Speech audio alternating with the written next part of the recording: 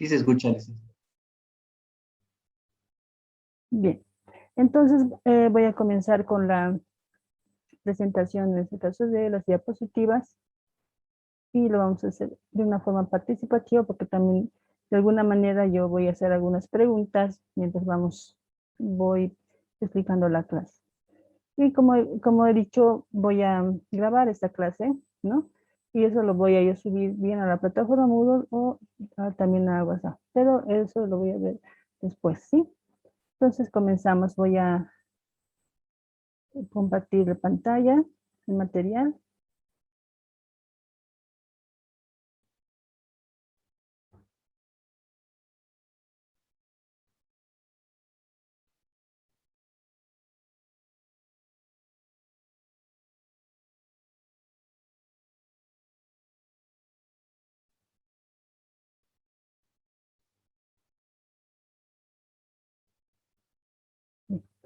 Por favor, me indican si ya ven, ya pueden ver el material en la pantalla, por favor. Sí, sí, se ve, se ve. Bueno, gracias.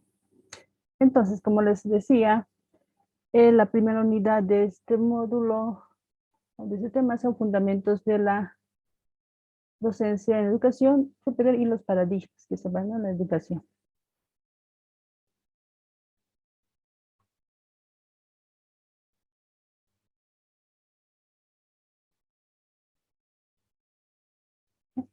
Entonces, la educación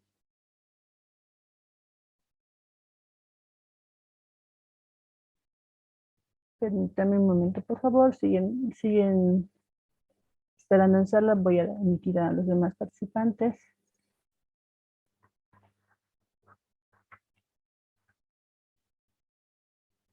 Bien, entonces continuamos. Veíamos qué es lo importante, digamos, en la docencia, en la educación superior. Vamos a ver desde la parte general de la educación, ¿no? La docencia.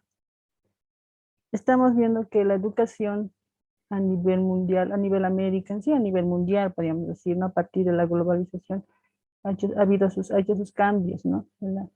En cuanto a la enseñanza, en cuanto a la parte curricular y todo eso, ¿no? Antes de eso, lo que les voy a mostrar son más o menos qué es los contenidos de esta unidad. Vamos a ver la parte de nuevos paradigmas en la educación superior, aprendizaje como objeto básico de la enseñanza universitaria, la metodología como una competencia docente, los componentes básicos del método docente, paradigmas, en este caso nos viene el paradigma conductista, paradigma cognitivo, paradigma sociocultural, paradigma humanístico, paradigma constructivista y enfoques educativos, ¿no? Que es centrado en la educación. Todo eso relacionado y centrados en el aprendizaje, ¿no? Es lo que se ve de cada uno, se ve representantes de cada paradigma y qué es y cuál debería ser la metodología como una competencia docente, ¿no? Docente universitario, hablando en ese aspecto. ¿No? Entonces, ha habido cambios, como decía, ¿no? A partir de la educación a nivel mundial, más hablando a nivel América, a nivel Europa, ¿no? A partir de la globalización, se ha visto muchos cambios. Entonces, lo que aquí se busca en la parte educativa es dejar o hacer que haya una armonía, digamos, ¿no? Para trazar el objetivo que tenga, digamos, en común, desarrollar una pedagogía de cambio, ¿no? Asegurar el entorno de la educación superior. Es decir, ha habido cambios, ¿no? Si vamos a ver desde la historia, en un primer momento la educación era más bancaria, era más mecánica, todo eso, ¿no? Pero últimamente ha ido cambiando con varias teorías, varios paradigmas que ha venido, donde se ha visto los principios, ¿no? De que debería haber más competitividad en la parte docencia, en los estudiantes, de que sean competitivos, sea más dinámica la educación. No, tal vez como hace tiempo no era así, ¿no? Sino solamente el docente era más que instruía o que transmitía sus conocimientos y en este caso el docente era el que tenía la razón. Sí, el estudiante no podía decir nada, solamente se reservaba a asimilar todo lo que se les enseñaba y ya, ¿no? Entonces el estudiante no podía hacer más allá.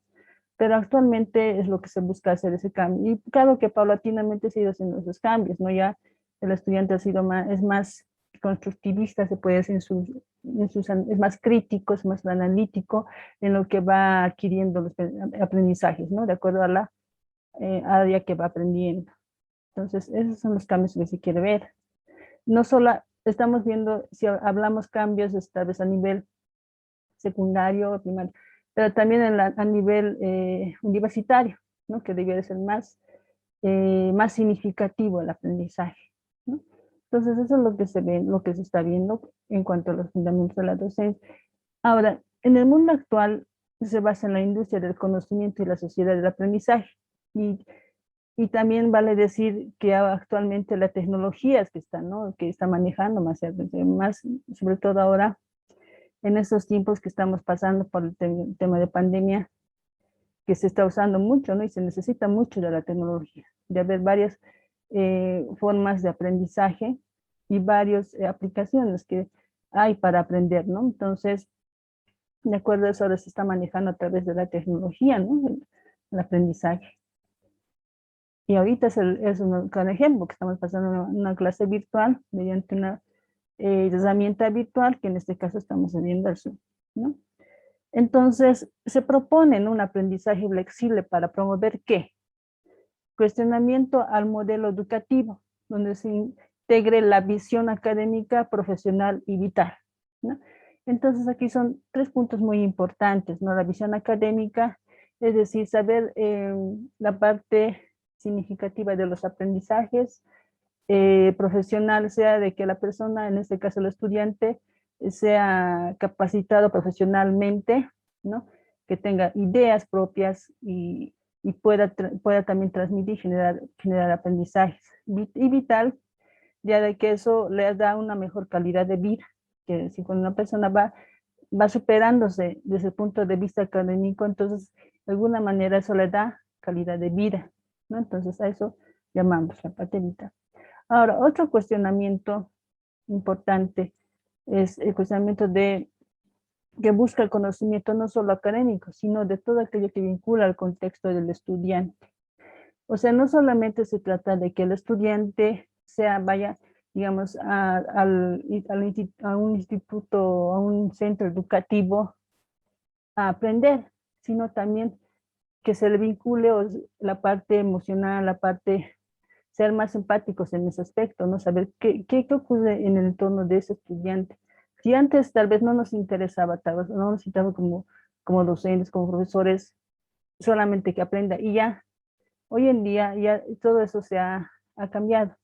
Porque sabemos que a veces los estudiantes no tienen un buen rendimiento, es debido a muchos factores, ¿no?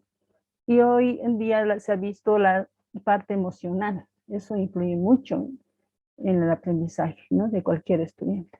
Entonces hay que ver todo ese tipo de contexto que le rodea al estudiante, ¿no? Para saber por qué el actual, por qué, digamos, no puede aprender o por qué tiene ese bajo rendimiento, todo eso, ¿no?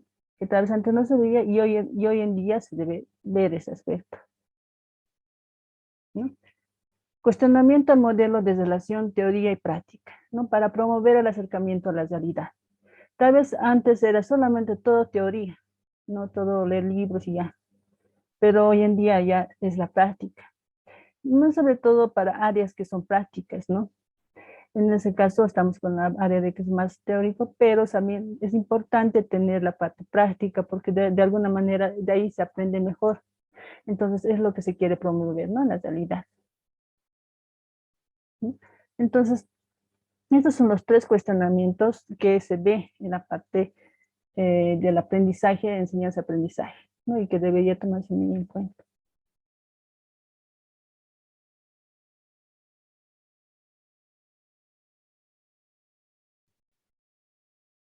¿No? Ahora, ¿cuál es el nuevo paradigma en la educación, ¿no? El perfil del estudiante son las siguientes características, ¿no? Que tiene que ser una persona activa, autónoma, tener estrategias, ser cooperativo, responsables, ¿no? Y entre otros.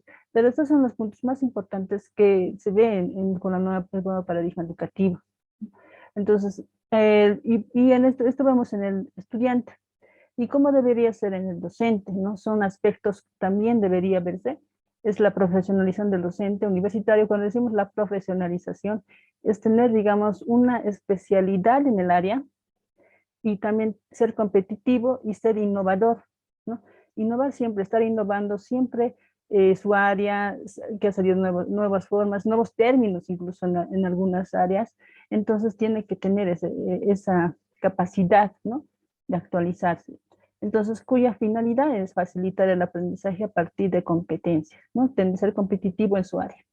Así, el nuevo paradigma de educación superior se caracteriza por el aspecto. Ya hemos visto el perfil, cómo es el perfil del estudiante, o cómo debería ser el perfil del estudiante y cómo debería ser el perfil del docente. No, entonces uno es organización de la enseñanza centrado en el aprendizaje, ¿no? Del estudiante. Es decir, diseñar programas acorde a las realidades del mismo, ¿no? Entonces, a ver, cuando hablamos de diseñar programas es a veces fortalecer, digamos, tal vez aquel talento que cada estudiante tiene. Lo sabemos muy bien que no todos los estudiantes son capaces o son aptos para las matemáticas, pero sí tienen otras capacidades, ¿no? Entonces, de alguna manera se puede fortalecer, digamos, esa capacidad, esa área, entonces hacer eso, ¿no? Eso es lo que nos dice desde el punto de vista. Adaptación de programas por objetivos a los programas por competencia. Entonces, adaptar cada programa, digamos, a los objetivos. Si, digamos, quiero que mi estudiante sepa bien, mejor no la división, o ver qué áreas o qué actividades le van a servir a la larga, ¿no? Sabemos que muchas veces hay ciertas áreas o ciertos temas que no les sirven, ¿no? Y que sí o sí tienen que aprender porque así está en la malla curricular. Es incluso, ¿no? Hasta incluso se debería, digamos, adaptar la malla curricular al aprendizaje de hoy en día del estudiante, ¿no? Cambiar muchos aspectos. Entonces, a eso también se refiere ese aspecto. Licenciada, disculpe, hay varios compañeros que quieren ingresar y no les acepta. Ok, gracias, gracias. Los voy a...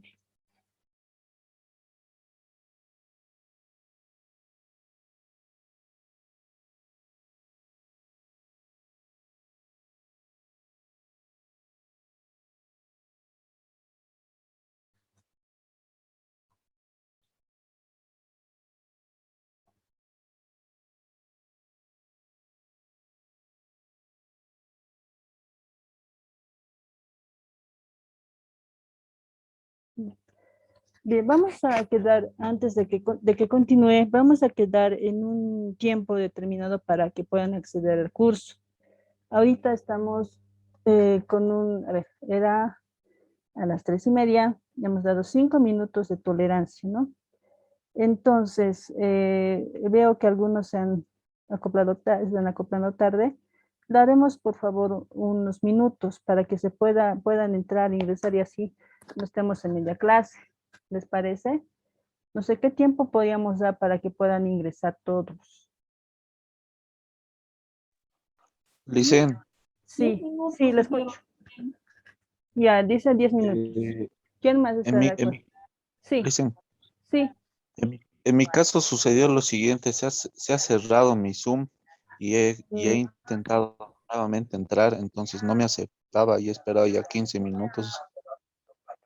ya. Estaba yo desde temprano. Me he conectado, pero se ha cerrado mi Zoom y me he vuelto a conectar. En ese caso, ¿qué vamos a hacer? Está bien. Lo que quiero, bueno, en este caso, la verdad no me fijé en mi WhatsApp, también estoy fijándome. Entonces, si va a haber, digamos, ese programa, yo me voy a fijar totalmente, voy a estar con mi celular más para ver si hay algún problema, se va a ver excepciones, entonces voy a aceptar, ¿no? Pero lo que estamos entrando pidiendo es que demos una tolerancia, estamos viendo de 10. Tal vez si les parece, de 10 a 15 minutos podríamos dar esa tolerancia.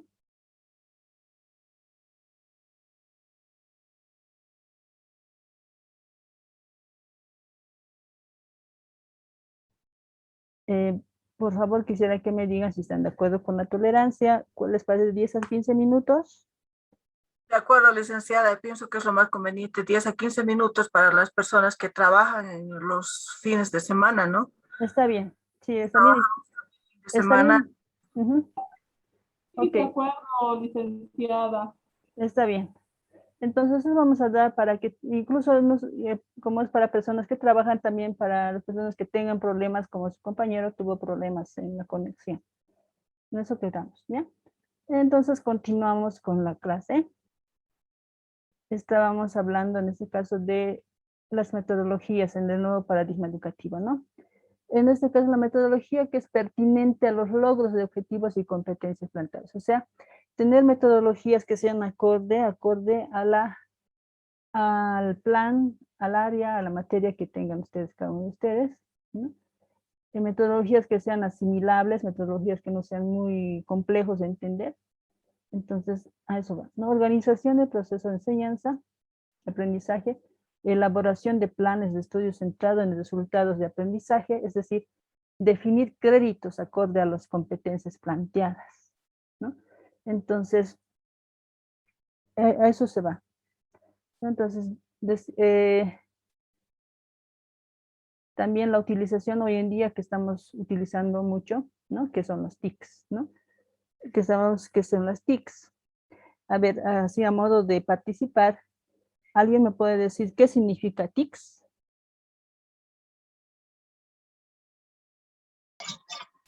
Tecnologías de información y comunicación. Muy bien, exactamente.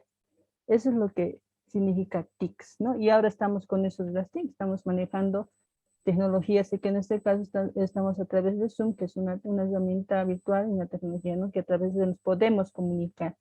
Entonces, es una forma de transmitir y adquirir conocimientos, ¿no? Así vamos utilizando un método, ahora ya se ha vuelto como una herramienta pedagógica, ¿no? Innovada, que van al ritmo de, en este caso, la tecnología. ¿No? Y evaluación tanto del aprendizaje como de la enseñanza. Entonces acá vemos que sí se tiene que hacer a través de una evaluación continua, de que desde hasta qué punto el estudiante ha podido aprender a asimilar lo que el docente, como docente, transmitimos, ¿no? Si realmente está aprendiendo o no. Entonces tiene que haber una evaluación continua, también como una enseñanza. Hoy en día no solamente ya se evalúa a los estudiantes, también a los docentes, ¿no? Para saber tal vez que el docente en qué puede estar fallando, por eso el estudiante no aprende. Entonces tiene que haber esos aspectos.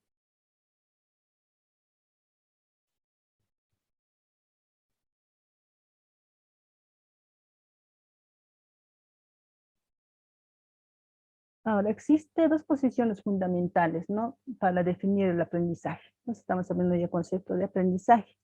Vamos a ver desde el punto de vista filosófico y desde el punto de vista biológico. Si hablamos desde el punto de vista filosófico, es centrado en el conocimiento, en el saber, ¿no? Eso es el aprendizaje. Y en el punto de vista biológico, es centrado en la adaptación. Entonces, que uno va adaptándose a nuevas formas de aprendizaje, nuevos espacios, el tiempo, todo eso se va adaptando. Entonces, eso tiene que ver también con la parte biológica.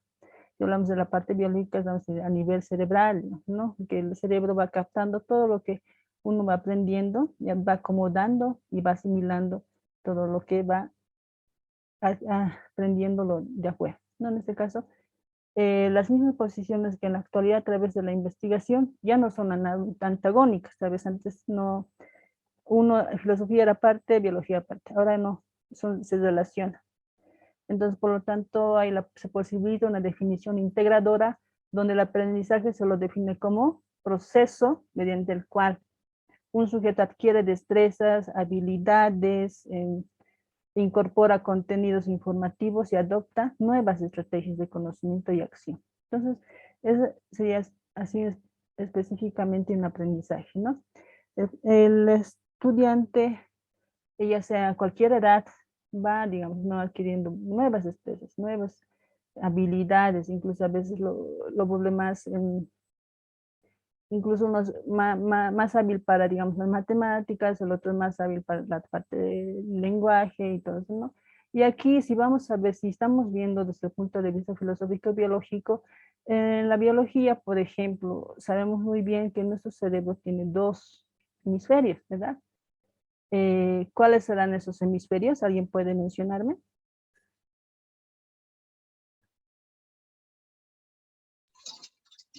El hemisferio derecho y el hemisferio izquierdo. El Muy hemisferio bien. derecho es de las emociones y el Sí, hemisferio izquierdo es de, es más intelectual, digamos. exacto. Muy bien. Sí, es así. Entonces, si vemos desde la parte biológica y hablando desde las funciones del cerebro y a nivel hemisferio, entonces cada uno tiene, de ellos tiene sus funciones, sus habilidades y a través de eso puede uno aprender, ¿no? Por ejemplo, cuando decimos, eres bueno para las matemáticas, y siempre estás participando, ¿no? En las olimpiadas de matemáticas. Entonces, que sí que ese estudiante tiene tal vez más desarrollado el hemisferio izquierdo, ¿no? Es su hemisferio dominante, se puede decir. Y eso entonces difiere, tal vez a otros que no son más le van a la parte del arte, de la pintura. Entonces, quiere decir que su hemisferio dominante es el derecho, ¿no? Y a la final, estos dos también se relacionan o dan, se puede decir que coinciden con algunos aprendizajes más también, ¿no? Entonces es así, si hablamos de la biología, de la biología.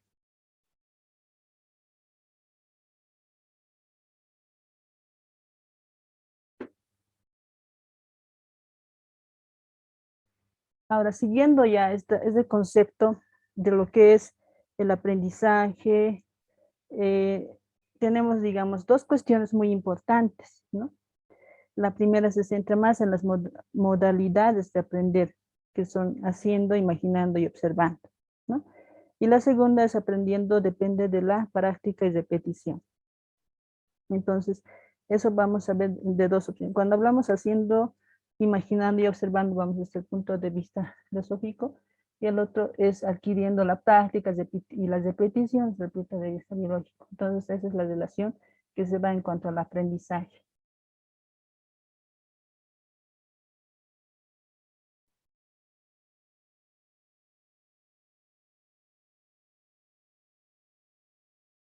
¿No?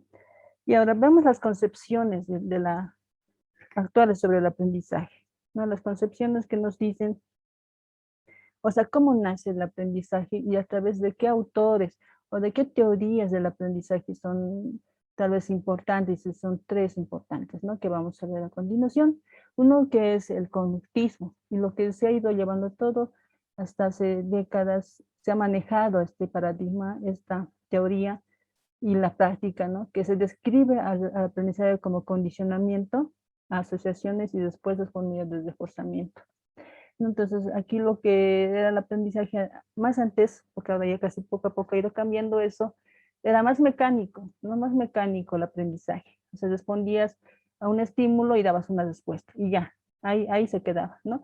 Que solamente hacías memoria, memorizabas, todo lo aprendías y lo que aprendías y lo repetías. Eso era así, ¿no? En un principio.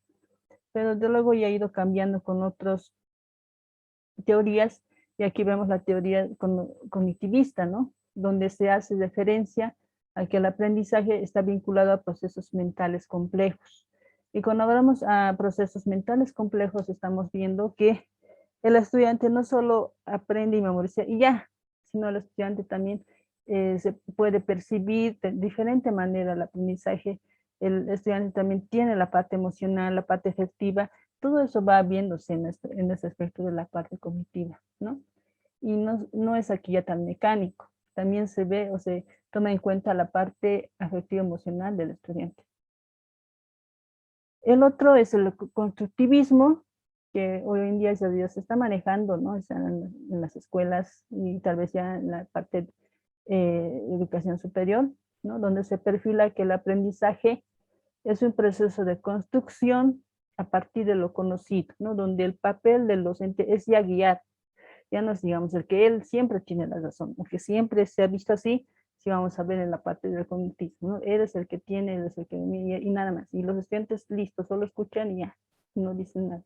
Pero en esta ocasión, si vamos a ver en constructivismo, el docente guía, ese es el guía, el que acompaña para sostener y potenciar los aprendizajes, ¿no? A veces el estudiante tiene tal vez algunas dudas, pregunta, y el docente le va guiando, le va diciendo, sí, puedes hacer así, así, así, entonces el estudiante le da más ideas, entonces ya el estudiante tiene más creatividad a hacer el momento, incluso pueden hacerle más ideas a motivarle, porque en esta ocasión tiene mucho que ver también la motivación, ¿no? Cómo el docente pueda motivar a sus estudiantes, ¿sí? Entonces, esos son los 3 puntos importantes o las 3 concepciones actuales en el aprendizaje, ¿no? Tal vez el cognitivismo de allá se lleva desde esas épocas, pero ya la actual es más ya viendo la parte del constructivismo.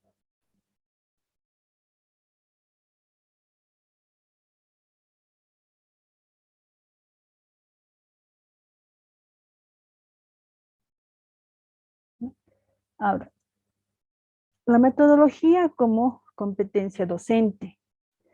Las nuevas perspectivas en educación superior, ¿no? Van desarrollando competencias y en relación a la calidad y formación, ¿no? El desarrollo profesional. Entonces, se ve también dentro del sistema, otro sistema, van competencias del docente, las competencias es decir, del docente, así directamente del docente universitario, serían, uno, planificar el proceso de enseñanza y aprendizaje. Es decir, cómo yo voy a enseñar a mis estudiantes que ya están en el área, en este caso en la educación superior, si hablamos a hablar universitarios, a nivel técnicos y todo eso, porque ya tenemos que basarnos más en que el estudiante pueda ser más autónomo en su aprendizaje. Entonces, darles las bases para que pueda aprender y pueda ser más, digamos, y hacerlo más profesional, porque realmente cuando nosotros como docentes de educación superior estamos formando profesionales, entonces tenemos que tener, digamos, la capacidad de enseñarles y que enseñarles también, ¿no? Entonces, 2, seleccionar y preparar los contenidos disciplinarios. Entonces, selecciona qué áreas o qué temas son acorde al área que se va a llevar, ¿no? Y que sí le va a servir, que le va a servir como cuando salga profesional. Porque muchas veces, como docentes, enseñamos tal vez temas que no lo va a tomar o no lo va a servir en su profesión. Entonces tenemos que ser más específicos, tenemos que ser más centrados y ver qué es lo que realmente le va a servir, ¿no? Otro es ofrecer informaciones y explicaciones comprensibles y organizadas, ¿no? Entonces, en esta área ya al estudiante se le debe dar realmente lo que sí le va a servir, ¿no? Explicarle, hacer que sea más comprensible la clase y facilitarle así el material.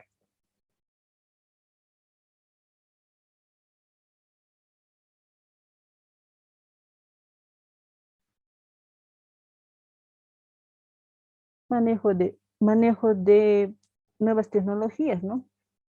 Hoy en día, como si se acuerdan, tal vez si algunos son profesores,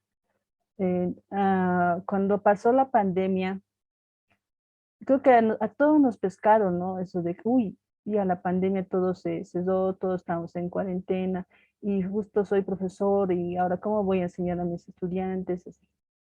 Y aparecieron las plataformas, ¿no? Estamos hablando de Zoom, estamos hablando de Meet, estamos hablando Classroom y otros más.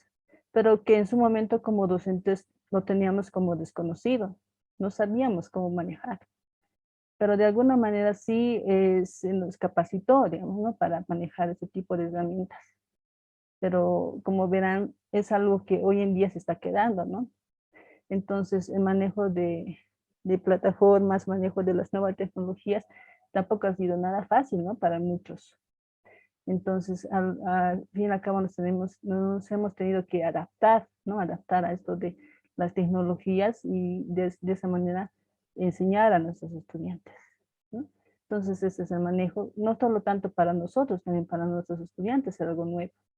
Entonces, ha sido tal vez tan nuevo, a veces que ha causado incluso estrés, ¿no? A algunos profesores, a estudiantes, porque obvio, estar así, digamos, computadora y ver a tu estudiante, no es lo mismo que estar en una clase presencial. Eso ha ido cambiando la parte, digamos, de la interrelación con el estudiante, ¿no? Que acá ha sido ahora, tal vez la clase sean menos, es más fría, que más emocional, se podría decir. No se ha habido sus cambios, se ha visto sus cambios. No, tal vez ustedes o algunos que son profesores no van a dejar mentir, ha habido unos cambios terribles, ¿no? Entonces, eso es también importante. Aprendizaje, relacionarnos con los estudiantes, que es muy importante, la motivación es muy importante para que el estudiante pueda adquirir un buen aprendizaje, ¿no? Tutorizar, evaluar. Cuando hablamos de tutorizar, es que siempre veamos a estudiantes que nos necesitan más. Por lo general, a veces como docentes, como profesores, vemos o tenemos tal vez a veces favoritismos con algunos estudiantes, ¿verdad?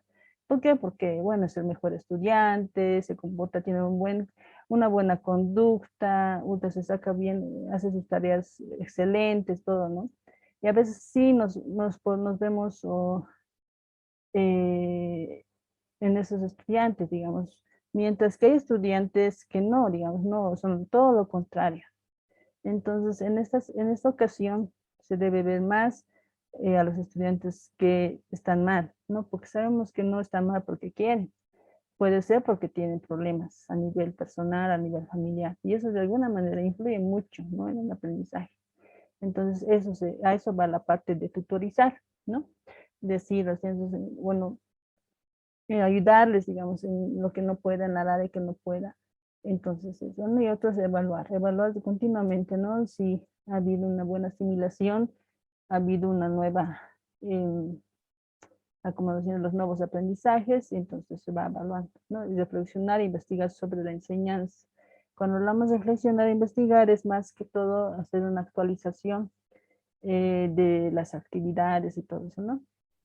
Identificarse con la institución y trabajar en equipo, ¿no? Cuando nosotros a veces trabajamos en una universidad,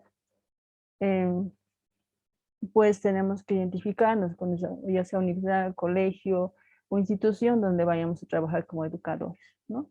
Y trabajar en equipo es ayudarnos en equipo, ¿no? Entre docentes. A veces siempre va a haber, ¿no? Que tengamos, o la envidia de entre compañeros de trabajo, no solamente se da en compañeros de trabajo, digamos, en instituciones públicas o en otras áreas que no sea en este caso la docencia, se ve en todo lado. Entonces, tratar de dejar de lado eso y trabajar en equipo, ¿no? Y a veces eso hace muy bien y fortalece la parte del área de aprendizaje y enseñanza, la parte educativa.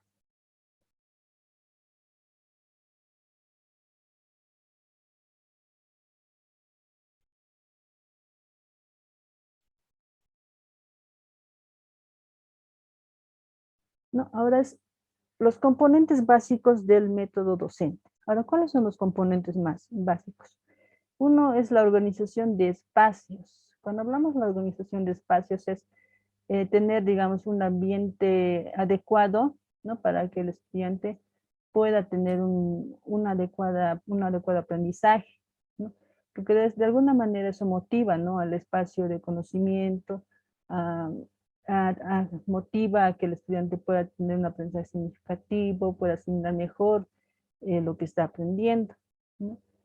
Por ejemplo, si vamos a ver un aula que sea, haciendo un ejemplo, ¿no? Si me voy así a la parte primaria o escolar, preescolar, ¿no?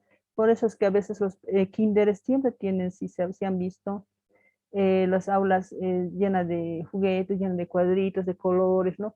Y eso de alguna manera es muy llamativo y eso atrae y ayuda, ¿no? En el aprendizaje a los niños de esa edad. Ahora, si vamos a ver el otro lado, si estamos hablando de la parte en la educación superior, en universidades o institutos, por lo general un ambiente más, digamos, es más frío, ¿verdad? Es más, bueno, algo más formal, así. Pero tal vez se le puede dar un toque de ser más dinámico o más con colores. Se le puede dar.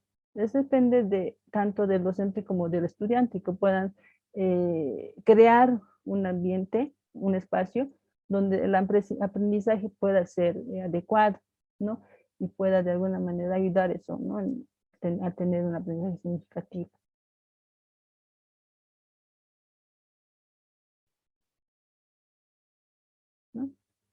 Entonces, como estábamos viendo ahí, ¿no? Estamos en un aula, cada uno tiene su pupitre. Por lo general son así ambientes que tenemos, pero esos ambientes se pueden incluso cambiar de forma, de lado, hacer un círculo redondo. O sea, hay formas, ¿no? De espacios para poder dar una clase y hacerlo más, incluso más dinámico, más divertido. Y aquí les digo, no es tampoco, no es el juego, digamos, solo para niños, incluso, y se puede hacer mediante juegos así para acorde a la edad de una materia, así de la universidad o un instituto técnico, colegios, mediante juegos también pueden aprender y lo hace más dinámico, más divertido y más asimilable la clase.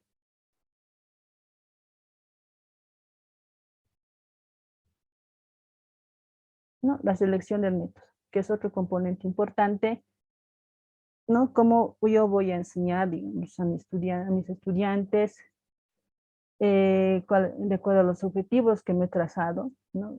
A las competencias que tengo, y está vinculado, ¿no? A la participación del docente como del estudiante, docente y estudiante en distintas metodologías, ¿no? Entonces, en aquí la metodología de intervención desde el excesivo control del estudiante hasta la autonomía del estudiante a través de una lección magistral, trabajo en grupo y trabajo autónomo o autodidacta, ¿no? Entonces son esos tres tal vez métodos que claro, se sigue usando, ¿no? Que estamos viendo una lección magistral de un tema y luego para hacerlo menos cansador, o sea, se lo hace un trabajo en grupo, ¿no? Donde ahí ya pueden moverse, pueden hacer sus trabajos en grupo, ¿no? Todo eso. Entonces, así, no hay trabajo autónomo ni autodidacta sabemos muy bien que uno mismo busca, ¿no? Más información. Si bien el docente le ha dado una base de la información del tema que se estaba avanzando, entonces el mismo estudiante hace, si quiere saber más, el mismo busca, ¿no?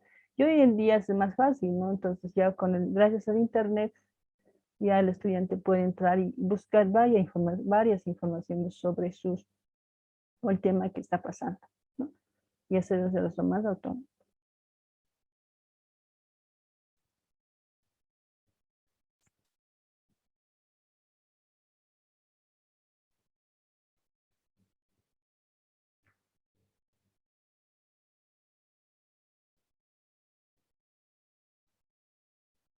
Otra componente también importante es la orientación y gestión de las actividades de aprendizaje. Entonces, es importante, digamos, dentro del aprendizaje, enseñanza y aprendizaje, la selección de tareas y organización de tareas que constituyen las unidades de actuación y medición de procesos, ¿no? Lo cual tal vez indica o integra los objetivos que se ha trazado, ¿no? Para mejorar, digamos, en cuanto a la calidad de aprendizaje o calidad de enseñanza al estudiante, ¿no? ¿Y eso cómo se hace? Entonces se lo hace con una variedad, es decir, se le da variedad de temas, de autores, bueno, sobre un tema, ¿no? Sobre un tema. Sabemos, digamos, pongámoslo así como un ejemplo, digamos, sobre lenguaje o literatura, sí, sabemos, o libros así relacionados con eso, sabemos que hay varios autores, entonces esa es la variedad que se le puede dar al estudiante y guiarle tal vez a él cuál le parece mejor y cuál puede escoger para hacer su trabajo en grupo o trabajo individual, ¿no? El enriquecimiento de la demanda cognitiva, estamos hablando a partir de procesos didácticos, se va enriqueciendo la parte de los procesos mentales, procesos psicológicos, es decir, al estudiante a través de la percepción, a través de la memoria, va captando todo lo que va aprendiendo y eso enriquece la parte cognitiva, ¿no? Y aparte también de los procesos didácticos. Si hablamos de didácticos, estamos hablando de la forma en que uno va enseñando, va aprendiendo, ¿no? Y una didáctica que les había mencionado hace rato, una forma de didáctica es el juego, por ejemplo, ¿no? Y como les decía, el juego no solamente es para niños, también se lo puede llevar hacia las personas que ya son la parte de nivel jóvenes, en ese caso, ¿no? Y que lo hace más divertido y así aprenden también más. Y el producto que se debe basar, digamos, en criterios de validez, significación y que funcione, obviamente que funcione. Y sabemos que hay que ver si, digamos, no voy a llevar cualquier cosa o convertirlo o hacerlo como para un juego. Se debe saber qué tipo y cómo hacerlo también, ¿no?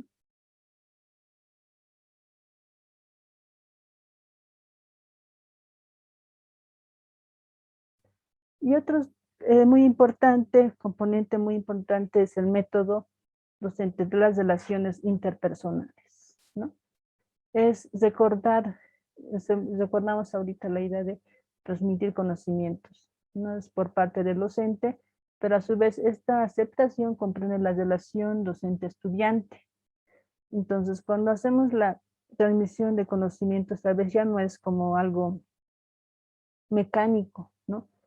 Hoy en día se ha vuelto algo más más la parte, como les decía, emocional, se ha visto la parte emocional como la relación de los estudiantes. A veces el estudiante se vuelve como, o el docente se vuelve a veces como la mamá o el papá del estudiante, porque a veces le entiende más él que sus papás, por ejemplo.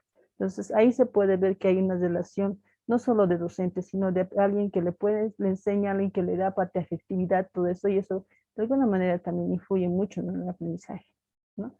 Y eso se basa también en el feedback, ¿no? El feedback es una forma de retroalimentar lo que el estudiante, lo que está enseñando el docente, retroalimentar al estudiante para saber, hacer un seguimiento de lo que está aprendiendo, si está aprendiendo, está bien, o si no, no está aprendiendo, entonces buscar otra forma de enseñar, ¿sí? De forma que se pueda observar el proceso de la asimilación de acuerdo a los objetivos que se ha trazado en el aprendizaje. También la enseñanza universitaria presenta retos tales como las clases números, donde se presenta el sentimiento de anonimato, ¿no? Así la capacidad de relacionarse con los estudiantes, ¿no? Debe centrarse tal vez en valorar el aprendizaje, el estilo de liderazgo que tienen los estudiantes a veces, ¿no? Asumir por el docente es otro reto en cuanto al proceso de enseñanza. Sabemos que muchas veces como docentes tocamos con estudiantes que no, digamos, no les gusta o son muy, a veces hacen preguntas por preguntar, a veces o por molestar, y a veces tal vez tratemos de dar de lado, ¿no? No ir por el juego, porque a veces eso puede crearnos tal vez problemas a veces, ¿no? O captar a personas o estudiantes que tienen, digamos, esa capacidad de liderazgo, ¿no? Tienen un estilo, digamos, de manejar y ayudar, y tal vez fortalecer esos aspectos, pues de alguna manera eso le va a ayudar en la parte de su profesionalización, ¿no? Entonces, todos estos aspectos se debe ver. Sabemos que en el proceso de enseñanza también existen tipos o estilos, ¿no? De enseñanza que puede ser autoritario, democrático y pasivo, ¿no? Por ejemplo, autoritario, eso se usaba ya tal vez en la parte conductista, ¿no? Cuando el docente era el que mandaba y el estudiante era el que obedecía, ya, ¿no? Democrático, pues ahora lo vemos de cuando el docente enseña y el estudiante, digamos, también puede aportar algunas ideas y eso, y el docente ya se vuelve como un guía. Y ahí también aceptaríamos las opiniones que sean aceptables, porque tampoco podemos aceptar con los docentes opiniones que no sean aceptables del tema, porque se sale de lado, ¿no? Entonces, ver eso. No hay pasivo, donde son estudiantes que no, o en este caso docente pasivo, que no hace ni uno ni el otro, ¿no? Entonces está ahí nomás.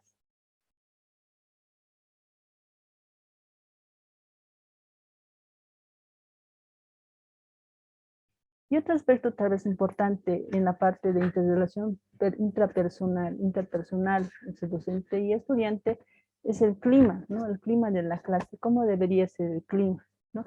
Constituye un espacio ideal para que los conocimientos fluya sin ningún problema, ¿no? Y haya una interrelación positiva, ¿no? Cuando hablamos de positiva es la organización, planificación de la enseñanza, todo eso, ¿no? Y así no exista, así existe un adecuado feedback en un espacio donde tiene digamos, un clima. Y si es que fuese lo contrario, donde el clima sea tenso, ahí pues no hay buena comunicación, y todo el tiempo hay problemas, porque el estudiante, digamos, uno tal vez tiene un problema de conducta, todo eso, de alguna manera eso no es un buen clima, ¿no? Entonces eso de alguna manera obstaculiza la enseñanza y aprendizaje. Entonces tenemos que lograr de que el clima sea lo más tranquilo posible y el espacio de conocimiento se pueda aceptar, en este caso la relación más personal, saber más del estudiante, por qué, digamos, su comportamiento, todo eso, y ayudarle de alguna manera si es que tuviese algún problema, por eso es su forma de actuar, ¿no? Ahora, el proceso de enseñanza y aprendizaje no solo hace referencia al modo de transmisión de conocimientos, también, sino al juego de las emociones implicadas, ¿no? En los conocimientos a partir de la predisposición, tanto del estudiante como del docente. O sea, se debe aquí, digamos, promover al estudiante, promover un espacio donde el estudiante pueda fortalecer sus competencias, ¿no? A partir de las herramientas, métodos y acordes a la realidad y a su contexto. De acuerdo a eso, se debería hacer el aprendizaje, ¿no? Entonces, la realidad, es decir, ver la realidad, ¿no? Que posibilita en este caso si vemos su realidad o vemos el contexto en que el estudiante se desarrolla, de alguna manera eso va a posibilitar, digamos, en este caso, una eficiencia, calidad profesional y personal en el mundo, en este caso de la globalización. Entonces tiene que haber muchos cambios, ¿no? En la parte educativa. Ser más guía, estar más al tanto del estudiante, y no me refiero, ¿no? Al estudiante que es el mejor de la clase, sino al estudiante que no, que es lo contrario, ¿no? Porque por lo general, como decía y como se había repetido, siempre como docentes vemos o tenemos favoritos porque él es estudiante, sí es bueno de la clase y todos, ¿no? Y lo vemos mal al otro. Entonces, en esta ocasión tiene que haber este tipo de cambios, ¿no?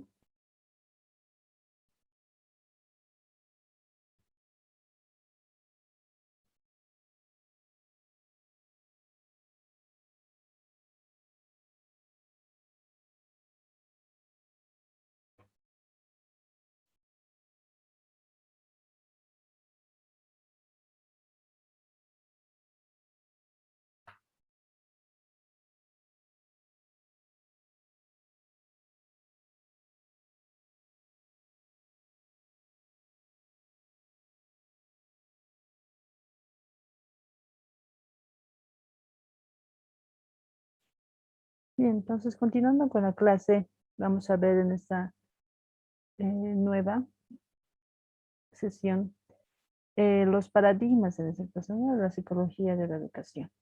Son sí, cuatro paradigmas que hablan basado, centrado en el aprendizaje, ¿no? Entonces, los nuevos retos en el caso de la educación superior se han relacionado, ¿no? Con las nuevas formas de construir, también de acceder al conocimiento, ¿no? Ya vemos los cuales nos pueden orientar en este caso, ¿no? O básicamente a ver la parte o tomar como parte importante el contexto en que uno se va desarrollando, ¿no? Si bien anteriormente no se nos tomaba en cuenta ese aspecto, ahora es importante, ¿no? Ver la contextualización del saber, ¿sí? En el proyecto principal, en este caso, ¿no? De la educación, es ver la parte importante, cómo el estudiante aprende a través de sus competencias y en el contexto que él se desarrolla. Entonces, ver los procesos pedagógicos que se centran en el aprendizaje significativo, todo eso, ¿no? Entonces, como dice acá, ¿no? El aprendizaje se caracteriza, ¿no? Por incorporar un conjunto de objetivos y estrategias. Ahora, si estamos viendo el paradigma de la educación, ahora es aprender a aprender. Tal vez antes era solo aprender y ya, pero ahora es aprender a nuevas formas de aprendizaje, incluyendo la parte contextual, incluyendo la parte individual del estudiante, ¿no? Que se enfatiza más o menos como una actividad autónoma del estudiante, que implica esto ya sea considerado en su totalidad. Vamos a ver en ese caso factores muy importantes en el estudiante, que son factores cognitivos, son factores afectivos, motivacionales y materiales. Entonces, todos estos aspectos se tienen que ver ahora. Si bien anteriormente solo se veía la parte material, la parte mecánica, de que solamente el estudiante es la persona pasiva y solo asimila lo que eh, asimila lo que se le enseña. Entonces, como a parte pasiva, digamos, no daba ningún tipo de análisis o crítica a lo que él aprendía, pero hoy en día ya es lo cambiado, ¿no? Entonces se ve otros contextos más. Estamos hablando de la parte afectiva, emocional, motivacional, Entonces, esos aspectos son importantes, ¿no? En la parte del aprendizaje. Puede ser analizado, está siendo analizado desde dos puntos perspectivas el aprendizaje.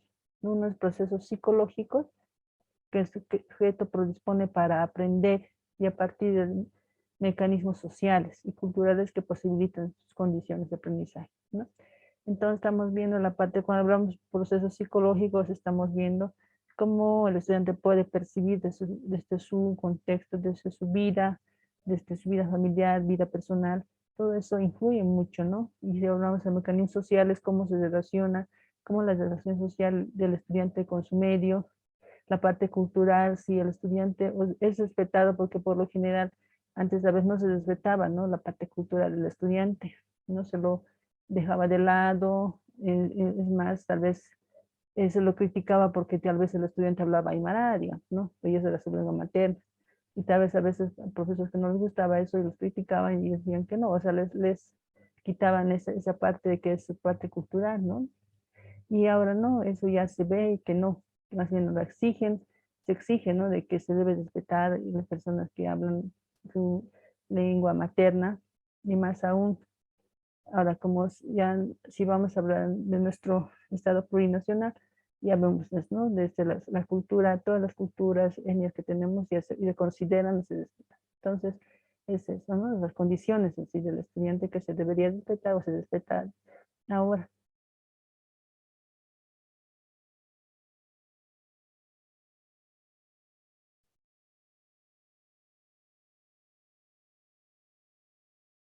Y hablando ya, entrando ya a los paradigmas, ¿no?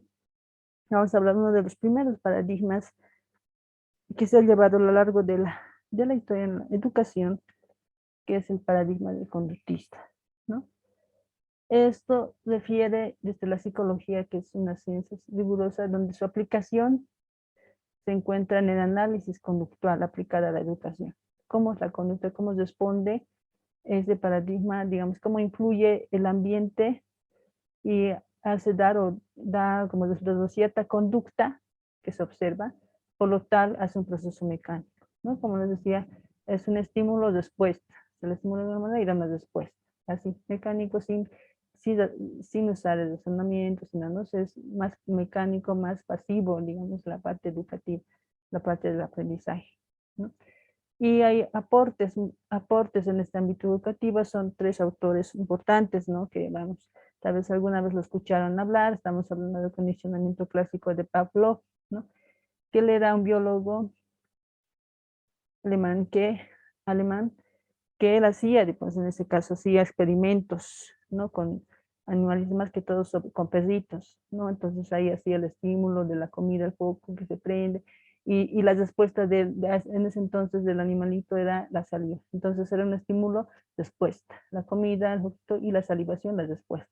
Entonces eso se fue introduciendo en la parte educativa, donde se define, digamos, una respuesta condicionada que un organismo emite, ¿no? Ante un estímulo neutro, ¿no? Y ahí de ahí ya sale, ¿no? El aprendizaje asociativo clásico, ¿no? Uno que va asociando, digamos, de acuerdo a, por ejemplo, si vamos a ver en la educación regular, el estímulo son las notas, ¿no? La respuesta y del estudiante que sí estudia y todo eso, ¿no? Entonces es así, un estímulo-respuesta. Luego viene otro autor que estamos hablando de que es la teoría conexionista, ¿no? Dice que Thorndike. Él, igual, también uno de los precursores de la teoría del paradigma conductista, para él era importante, señalaba el aprendizaje, no es gradual, digamos, sino una operación de todo y de nada, ¿no?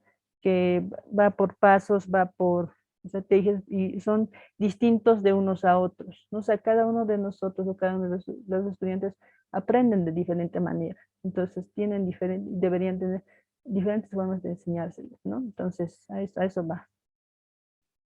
Y el condicionamiento operante de Skinner, ¿no? Aquí cuando hablamos de condicionamiento operante, ya hay la parte de reforzamiento, ¿no? En este caso se postula, ¿no? Un condicionamiento de estímulos, o sea, se dan unos estímulos positivos y negativos, y lo cual denomina refuerzos. Por ejemplo, cuando el estudiante, digamos, comúnmente que hoy se hace, ¿no? En la escuela, si digamos hace bien la tarea, de pronto les revisa y va, y cuando hace muy bien, entonces que le ponen una carita feliz. Y de eso, de alguna manera, eso refuerza, ¿no? En el estudiante a que, uy, entonces he hecho mi tarea bien, entonces puedo hacerlo bien o puedo hacerlo mejor. Entonces, ese aspecto se ha puesto, ¿no? Como un reforzamiento positivo, ¿no? Y negativo, que sería una forma de castigo. Entonces, esos son los tres, digamos, representantes o aportes importantes que han dado en la parte en el ámbito educativo, ¿no?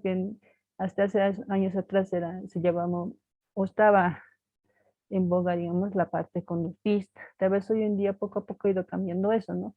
Ya no está la educación tan mecánica, ¿no? Entonces ya es más de reflexión, es más de participación de parte del estudiante, ¿no? Entonces así se lo ve.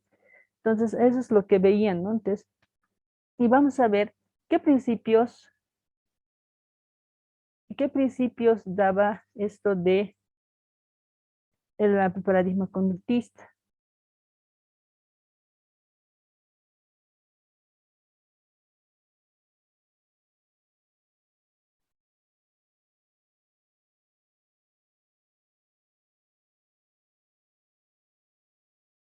¿no?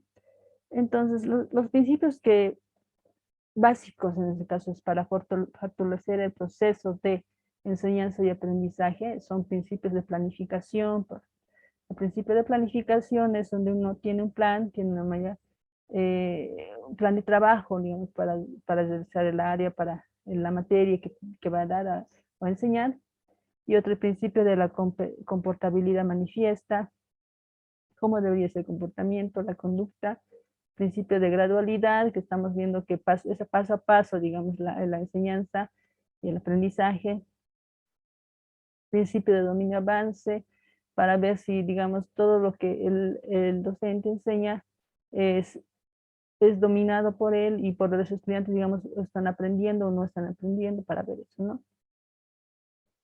Principio de oportunidad de respuesta, tal vez para saber si el estudiante al aprender, digamos, puede ser, en ese caso, como hemos visto, no es tanto así la participación, pero en ese caso dije más la memoria, ¿no? Que todo se memorizaba antes y ya, y se repetía como algo mecánico, como robot, si lo vamos a llevar en ese ejemplo, ¿no? Principio de la actividad, principio del control de estímulos, principio de control de refuerzos, para saber si hay algún tipo de refuerzo cuando hay un aprendizaje significativo o no.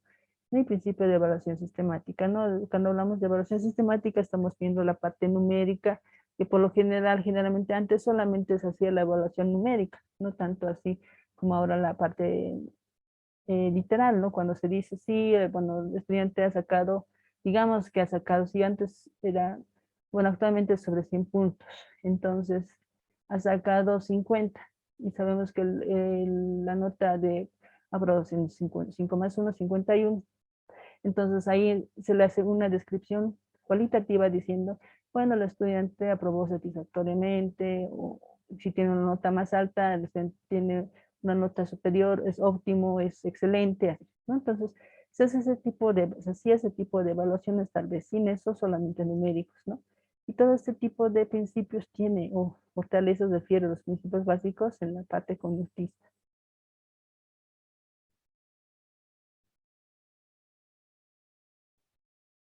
Y hablando ya de otro paradigma, que es el paradigma cognitivo o cognitivo. Este paradigma enfatiza más los aspectos cognitivos, como dicen, de la conducta, ¿no? Son aspectos relacionados con la adquisición y del procesamiento de la información, ¿no? A través del cerebro, a través de partes o funciones del cerebro. Sabemos que cada parte del cerebro tiene una función específica. Entonces, de acuerdo a eso, el estudiante va asimilando, va procesando información y de acuerdo a eso va haciendo o involucra un conjunto de... y en estos aspectos vamos a ver otros paradigmas que van con este paradigma que estamos hablando, el psicogénico de Piaget y el paradigma sociocultural de Vygotsky, que eso lo vamos a ver más adelante. Entonces, aquí no vemos tal vez solamente un comportamiento más mecánico, también ya viene la parte de comportamiento humano, se estudia más tanto la memoria, la atención, la inteligencia, el lenguaje y la percepción, que son procesos psicológicos superiores que tienen que ver con la parte cognitiva, ¿no? Bien, otros autores como Austin Brunner, ellos diseñaron, digamos, algunas propuestas psicoeducativas, lo cual lo denominaron psicología instruccional, ¿no? Siendo sus principales aportes. Ellos aportaban, por ejemplo, que la teoría del aprendizaje significativo era uno de Ausubel, ¿no? El otro eran las aplicaciones educativas de la teoría de esquemas,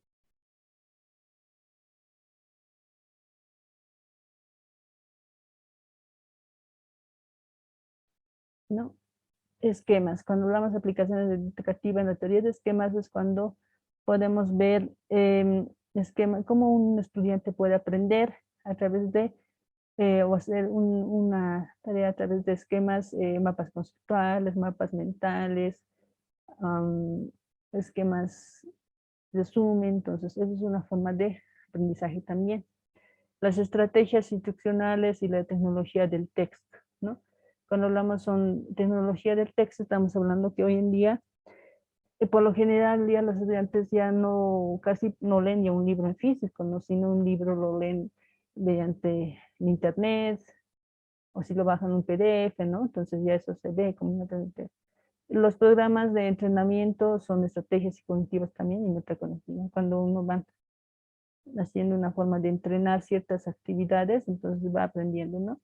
Y el enfoque de expertos y novatos. Entonces, todo esto señala, ¿no? Ausubel, que el aprendizaje significativo es mecanismo humano por excelencia, ¿no? Para adquirir y almacenar gran cantidad de ideas, ¿no?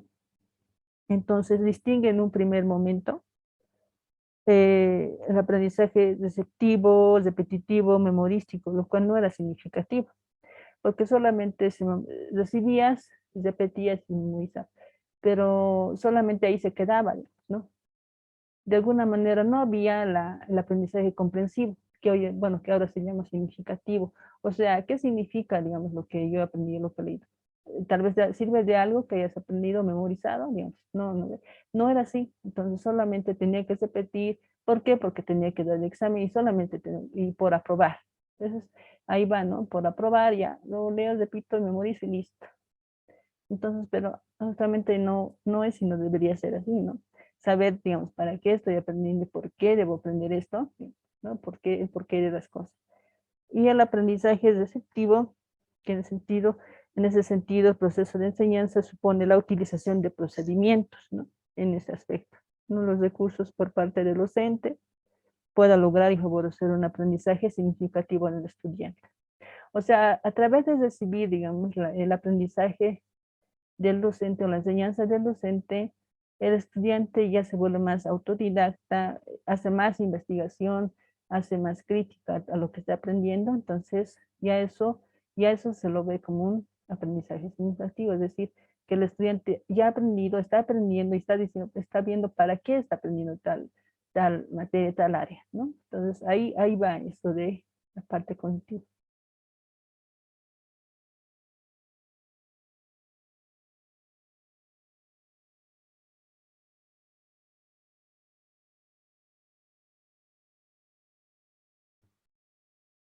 Y el otro autor, que es Brunner, él también en su teoría instruccional establece los siguientes aspectos de instrucción, ¿no?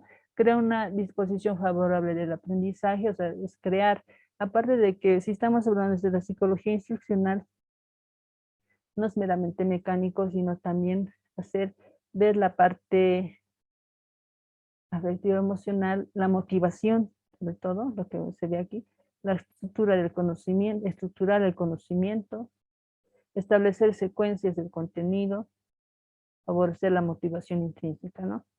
Entonces, todo esto tiene que ver con la parte del paradigma cognitivo, es decir, motivar más al estudiante que aprenda, fortalecer tal vez ese talento que el estudiante tiene, ¿no? Decir, sí, mira, veo que tú eres bueno para esto, porque mejor no te dedicas tal vez a eso, tal vez te puede ir bien, ¿no?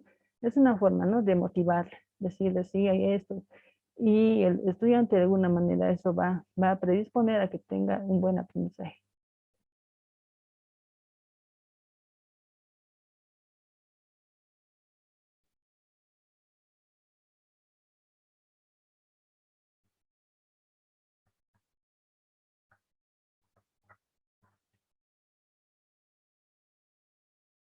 ¿No? Entonces es a partir, digamos, de lo que se ha propuesto en este paradigma. Supone que enseñar, digamos, en cualquier etapa de desarrollo del individuo es importante, ¿no? O sea, actualmente se ha visto que esta corriente, ¿no? Ha creado así un programa que se denomina enriquecimiento instrumental, ¿no? Lo cual lo que hace es controlar, digamos, los cambios cognitivos, la inteligencia, y que la inteligencia puede ser modificable, ¿no? Y eso vamos a ver más adelante, que es como otra unidad eh, del módulo, que son las inteligencias múltiples. Entonces, hablando ya de otro paradigma que estamos hablando, ya había mencionado anteriormente, el sociocultural, que tiene que ver con el autor de Vygotsky, ¿no? Este paradigma se desarrolla, digamos, por Vygotsky, donde la influencia principal del mismo es el materialismo dialéctico, y su teoría está constituida por los siguientes elementos, ¿no? Para él era importante de que el niño o el estudiante se desarrolle, digamos, en su medio vivir, que pueda aprender su cultura, que no olvide o que no deje de lado su cultura, su lengua materna. Eso era muy importante, ¿no? Eso de que no deje de lado sus raíces para que pueda tener, o se despete sus orígenes, ¿no? No deje de lado y no olvide, digamos, ese aspecto que es sociocultural. Y de alguna manera le ayudan, ¿no? Para el nuevo aprendizaje. Entonces, los elementos importantes en este caso son las funciones psicológicas superiores con raíz en las relaciones sociales, ¿no? Las herramientas y los signos con instrumentos de naturaleza sociocultural, y un buen aprendizaje es aquel que precede al desarrollo, la enseñanza basada en las zonas de desarrollo próximo, ¿no? La estructuración del sistema de emblemas, es el sistema de apoyo y ayuda. Y la imitación de conductas, ¿no? Y el uso de discursos lingüísticos son los medios de apoyo estratégicos, ¿no? Entonces, para él era muy importante, ¿no? Se basaba más que todo, o sus ideas que él tenía era el tutelaje experto y el aprendizaje cooperativo, ¿no? Donde la evaluación es más dinámica, se centra más en el proceso del estudiante y se orienta más, digamos, a determinados niveles de desarrollo, no en un contexto determinado. Entonces, para él era muy importante la parte cultural, sociocultural, que haya una buena relación social en el estudiante, que se pueda desarrollar de alguna manera o adecuada en su medio, con sus pares, todo eso, ¿no? Entonces, esa es la parte importante de lo que desarrolla eh, Vygotsky desde su punto, desde el paradigma sociocultural.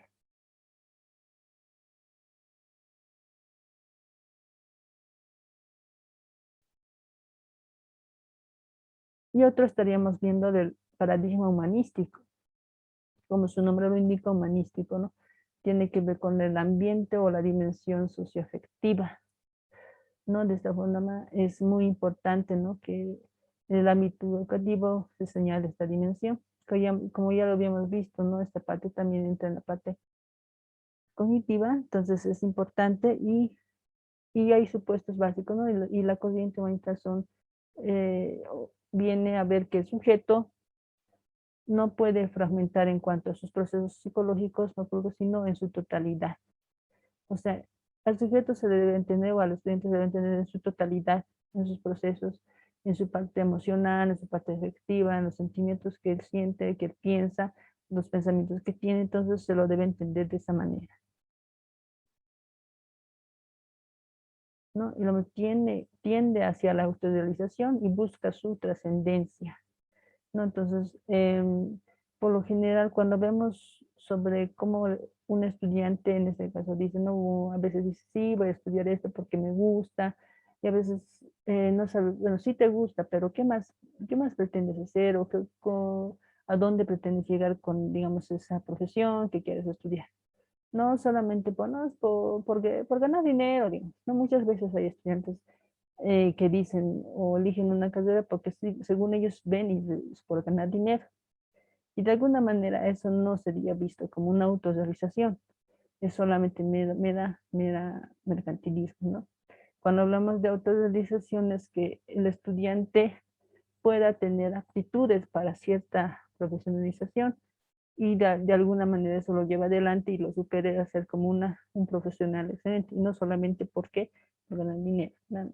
Entonces a eso va la autorrealización. No, el ser humano vive en relación con otras personas. Sabemos que el ser humano no es individual, no es solitario, por lo general siempre tiende o necesita de una persona para socializar, para decir lo que piensa, lo que siente, escuchar. Entonces, es necesario o es importante que haya una interrelación, ¿no? Con su medio. El presente tiene su base en el pasado y puede disponer en el futuro, ¿no? A veces, muchas veces, cuando tenemos un pasado tal vez no tan bueno, a veces podemos predisponer en el futuro, ¿no? Y si vemos desde la parte psicológica, vamos a ver de los traumas, por ejemplo.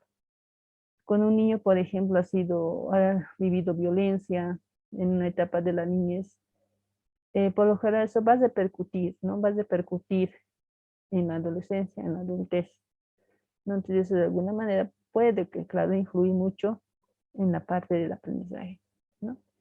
O si bien a veces puede o no puede. Tal vez no pueda que trascienda, ya sea en la adolescencia o en la adultez, porque en su tiempo ese niño ha tenido una especie de tratamiento, terapia a su tiempo, pero en el caso de que si no fuera así, entonces sí va a repercutir, ¿no? Entonces a eso se refiere, son la parte humanista, ver esos aspectos, ¿no? Ver qué problemas tal vez ha tenido de niño esa persona, ese estudiante que no puede estudiar o tiene problemas, ¿no? A la hora de rendimiento académico, ¿no? Y tal vez de alguna manera apoyar ese aspecto. Por eso hablamos del paradigma humanista, que nosotros debemos enfocarnos, ¿no? En la parte afectiva, en la parte emocional, en la vida de ese estudiante, que por qué tiene ese resultado negativo, ¿no? Y a eso vamos. El hombre tiene libertad para elegir y tomar decisiones, ¿no? En la parte humanista, sí. Digamos, él tiene la libertad de expresarse, de decir su opinión, de decir lo que siente, ¿no? Y tomar sus decisiones. Y es intencional, ¿no? El hombre es intencional, siempre tiene, digamos, a veces buenas intenciones de hacer esto, de hacer otro, voluntarioso, entonces todo eso también es muy importante en ese aspecto.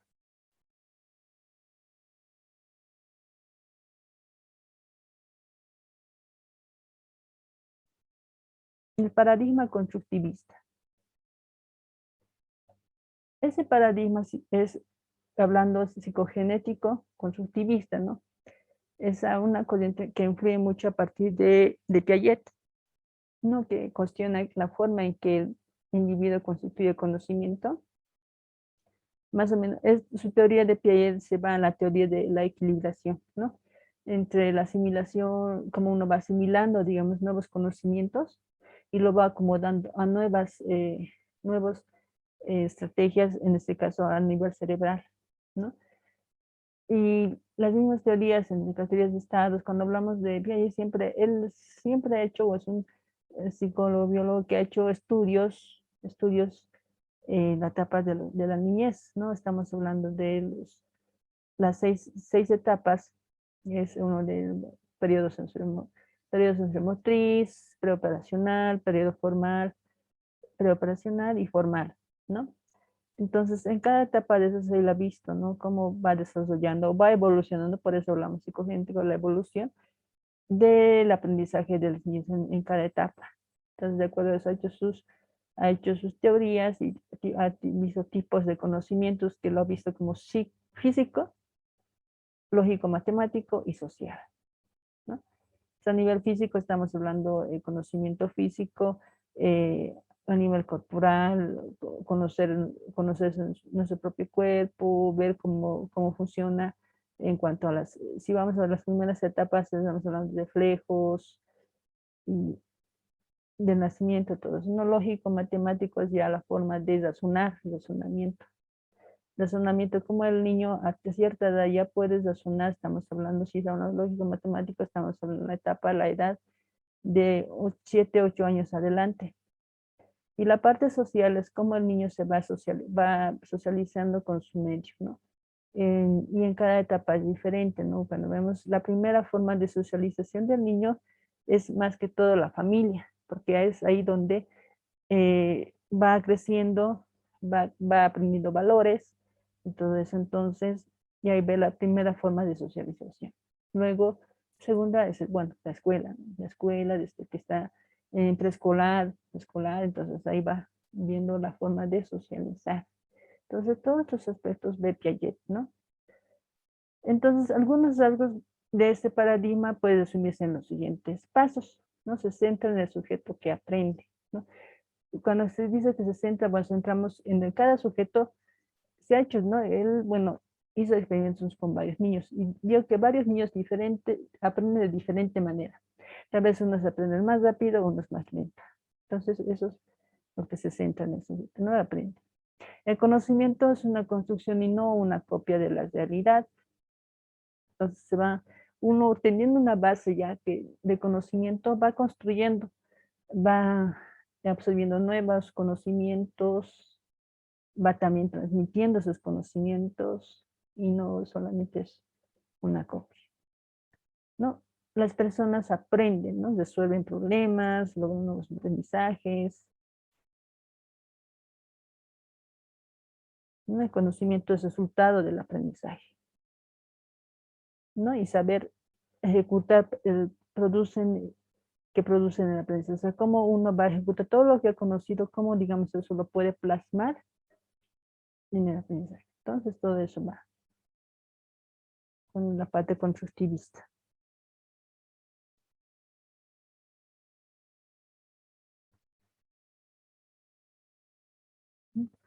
Entonces, ya viendo aparte ya del paradigma constructivista,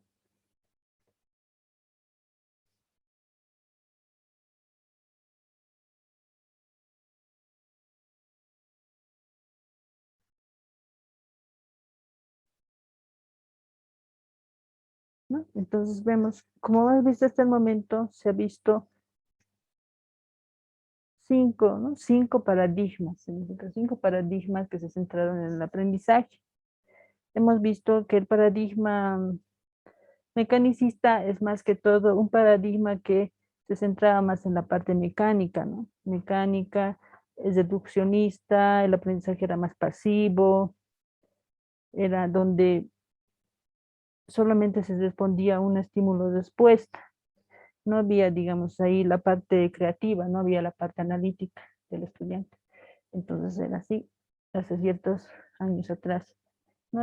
Pero hoy en día sí ha ido cambiando poco a poco, ¿no? Ya pues vino el paradigma cognitivo, el cual ya se ha vuelto más, ya se ha visto los procesos mentales que tienen, funcionan y para qué funcionan. Ya habíamos visto la inteligencia, la memoria, habíamos visto el lenguaje, la percepción, ¿no? Que toma muy en cuenta en ese aspecto de la parte cognitiva. Y el sociocultural estamos viendo que es muy importante que el estudiante o la persona tenga un aprendizaje cooperativo, sea dinámico y respetando siempre el contexto donde el estudiante se desarrolla, ¿no? Y habíamos visto en la parte humanista, el paradigma humanista, donde ahí vemos que se centra en el sujeto, cómo él aprende, qué es lo que piensa, qué es lo que siente, que la persona es libre, que puede expresarse, ¿no? Entonces, tiene que ver con la parte de las emociones, de los sentimientos, la parte socioafectiva, ¿no? Y por último, habíamos visto el paradigma constructivista, ¿no? Es donde ya haciendo énfasis en el autor Piaget, hace un estudio y saca sus conclusiones de que la persona aprende desde la parte de conocimientos físicos, lógico, matemático y social, ¿no? Se centra en el aprendizaje, saber y ejecutar producen el aprendizaje. O sea, estamos hablando, cuando vamos a saber y ejecutar, estamos hablando de la parte teórica y la parte práctica, ¿no? Y el conocimiento es una construcción, decían, no es una copia. Entonces vamos así viendo que el conocimiento es un resultado del aprendizaje. Entonces ahí, bueno, los 5 paradigmas que muy importantes en el aprendizaje, ¿no? Y ahora estamos viendo el tema de enfoques educativos centrados en el aprendizaje. No se define así la interacción recíproca de los enfoques que vamos a ver a continuación. Vamos a ver en relación al concepto de aprendizaje, ¿no? Que se entiende el aprendizaje como el cambio de comportamiento, ¿no? Que el sujeto tiene frente a una situación dada, determinada, digamos, ¿no? Con repetición y la experimentación. Se entiende como el aprendizaje como adaptación, entonces, y consiste en una interacción continua, ¿no?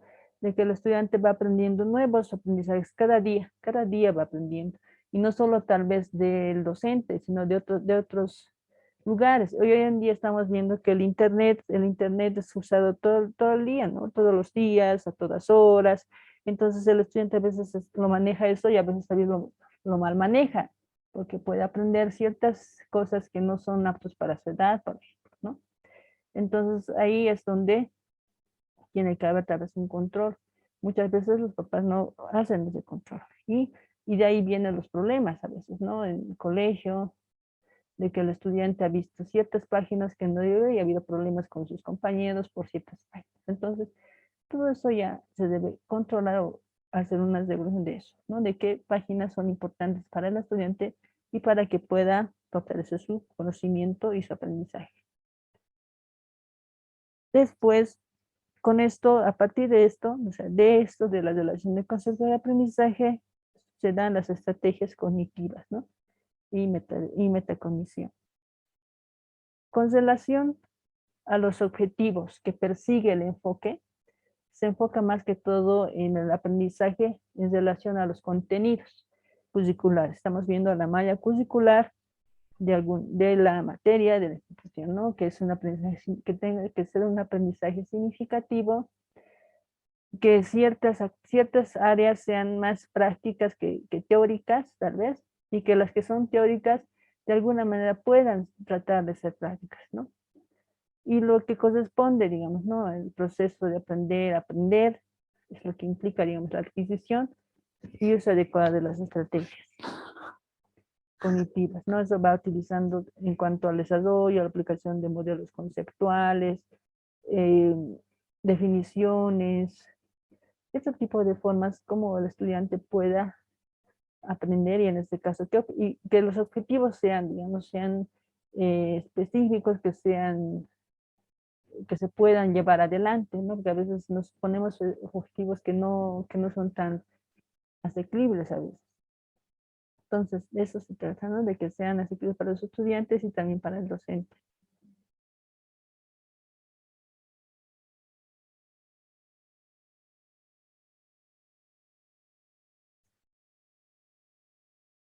Otro estamos hablando de las estrategias cognitivas, ¿no? Que es un enfoque igual. Está entendida como las operaciones mentales, ¿no? De las que depende la calidad de aprendizaje, ya que son un instrumento para el desarrollo y realización de tareas intelectuales. Estas estrategias suponen la actitud del sujeto para valorarse o para valerse de sus capacidades, de sus habilidades en el momento de la acción, ¿no? Entonces, es decir, que en educación superior, estas estrategias deben estar, ¿no? Vinculadas a la codificación y decodificación de la información, ¿no? Orientada a solución de problemas. Estamos hablando que en educación superior ya el estudiante ya tiene, o sea, ya está estudiando no por el simple hecho de que va a aprender a leer, de que va a aprender a escribir.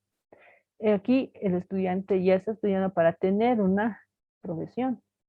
Por lo tanto, tiene que saber resolver problemas, dar soluciones a un problema, a un discurso, a un debate, ¿no? O sea, ser más activo, y tener una destreza, ¿no? Para poder dar solución a un problema. Entonces, a eso se va la parte de estrategias cognitivas.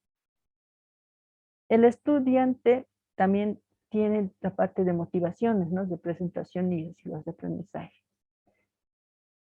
He visto de que la motivación es muy importante a la hora de que el estudiante vaya aprendiendo, ¿no? De que el docente siempre vaya motivándole, dígale, ¿no? Que bueno, que esto vas a aprender por esto y por esto, y es importante, ¿no? De que puedas concentrarte en eso y aprender, ¿no? Y ver también los estilos de aprendizaje. Sabemos que cada uno de los estudiantes tienen un estilo de aprendizaje. Y de acuerdo a un autor que es Honey, él decía, los estilos de aprendizaje pueden ser pragmáticos, teóricos, las personas que son activas, o las personas que aprenden mejor la teoría y otros más la práctica, otros son más reflexivos, otros más críticos. Entonces, de acuerdo a eso daban, ¿no? Los estilos. Y de acuerdo a eso usted debería ver al estudiante qué estilo de aprendizaje tiene, ¿no? Qué estilo de aprendizaje, qué estilo de aprendizaje se puede fortalecer para que el estudiante aprenda. Entonces, eso también se debe ver, ¿no? Se debe considerar, no tanto los procesos cognitivos, que está determinado por situaciones y condiciones y modalidades y contenidos. Eso es importante, ¿no? Para que esté predispuesta la persona o el estudiante en el proceso de aprendizaje, de enseñanza-aprendizaje, ¿no? Como también es importante que haya o tomar en cuenta la mediación cultural y el aprendizaje socializado, ¿no? Es muy importante, ¿no? De que al estudiante tenga o se le respete la parte, por ejemplo, se debe considerar algunos factores, por ejemplo, la edad, la escolarización y otros aspectos, ¿no? Para ver y contemplar, digamos, cómo se puede adaptar el estudiante a cierto nuevo área de educación, ¿no? Por ejemplo, hay estudiantes que muy tarde entran en la escuela y los procesos mentales, en este caso, si vamos a hablar a nivel biológico, la producción de neuronas o las neuronas ya no es lo mismo, ¿no? Si comparamos un chico de 20 años y un chico de 15 años que está en el mismo curso, pues el de 20 años no va a rendir como el de 15 años, ¿no? Entonces, eso también se tiene que tener en cuenta, la edad. ¿Ya? Porque si vamos a ver en la parte biológica, la degeneración de neuronas ya no es lo mismo entre un chico de 15 y un chico de 20 años, ¿no? Va poco a poco perdiendo la plasticidad neuronal, se puede decir, hasta cierta etapa de la vida. No se da en todos los procesos de crecimiento, ¿no? Entonces todo eso se tiene que tener en cuenta.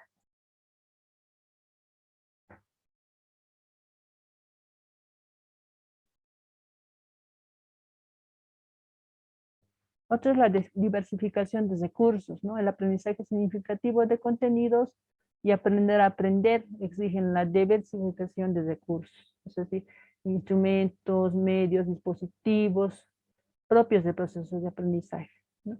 Así se busca el diseño de modelos de aprender a aprender, enseñando a pensar, a desarrollar capacidades, valores y potenciar uso de estrategias cognitivas. Cuando hablamos de diversificación de recursos, estamos hablando que al estudiante se le debe dar varios recursos para que pueda aprender, ¿no? Y esos recursos pueden ser mediante que no solamente parte teórica y práctica, también sabemos que el estudiante puede aprender a través de videos tutoriales que son bien explicativos a veces, y eso les enseña más tal vez que una clase teórica, ¿no? Instrumentos, dispositivos, como ahora vemos, ahora ya tenemos varios dispositivos que uno puede aprender, digamos, también la computadora, celular, tablet, ¿no? Y de acuerdo, claro, a las posibilidades de cada estudiante. Por lo general, el estudiante a veces se esfuerza, ¿no? Tal vez no tiene todos los elementos o las herramientas para hacer sus tareas, ¿no? Porque hay muchos estudiantes que incluso estando en la universidad no cuentan tampoco con una computadora, no todos, ¿no? Entonces ellos se esfuerzan tal vez para presentar sus tareas, escribiendo todavía en cuaderno, y tal vez eso mandarlo mediante una captura, ¿no?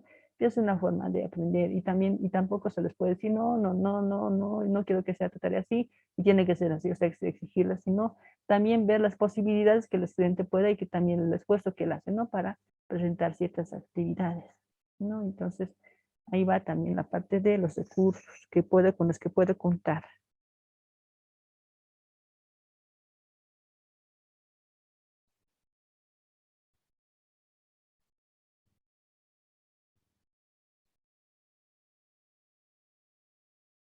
¿No? Vamos a ver, ¿no? Ya en síntesis, viendo el enfoque en este caso de los eh,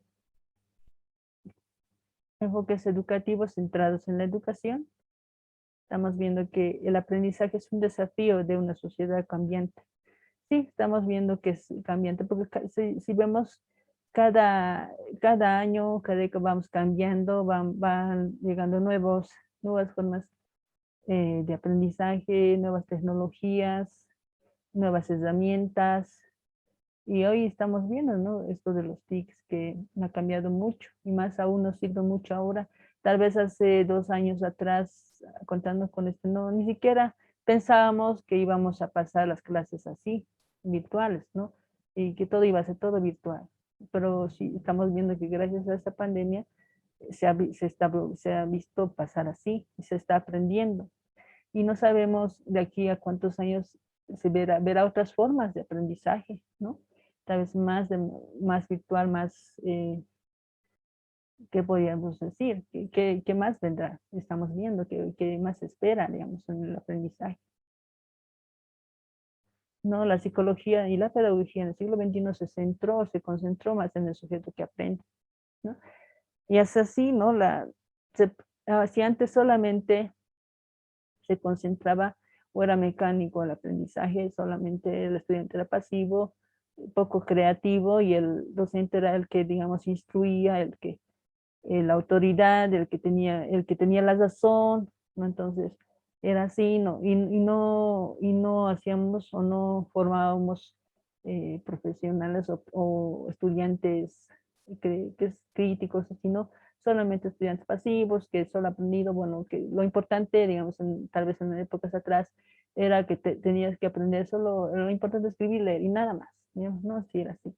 Pero hoy en día ya no, entonces se concentra más en el sujeto que tiene que aprender, y no solamente en la parte mecánica, sino también ahora se toma en cuenta la parte contextual del sujeto, dónde se desarrolla, cómo es la parte emocional, la parte socioafectiva. Entonces eso ha cambiado hoy en día ya, desde la psicología, desde la pedagogía.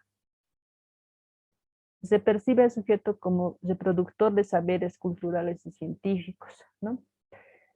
Ahora la persona o el estudiante ya conoce, digamos, usted, su cultura. Tal vez antes no era así, o era relegado, o había discriminación incluso entre compañeros en cuanto a la parte cultural, ¿no?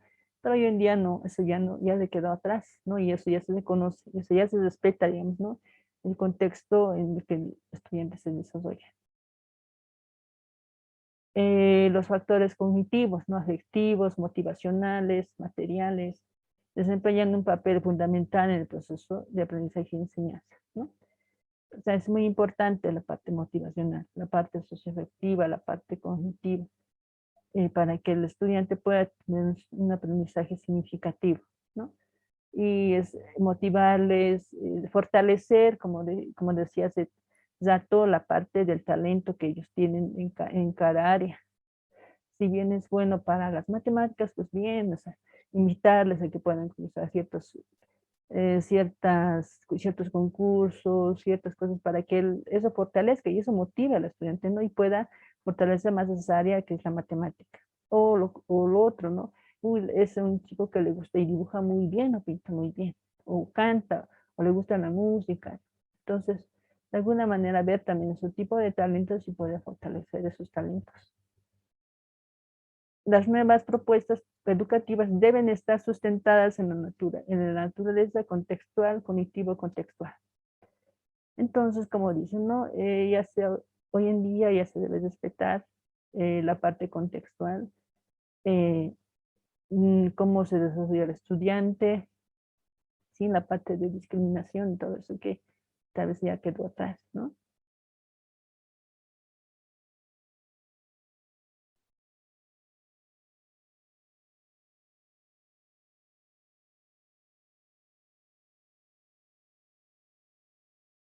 ¿No? Aprender a aprender, ¿no? Que es el procedimiento adecuado para propiciar la construcción del conocimiento.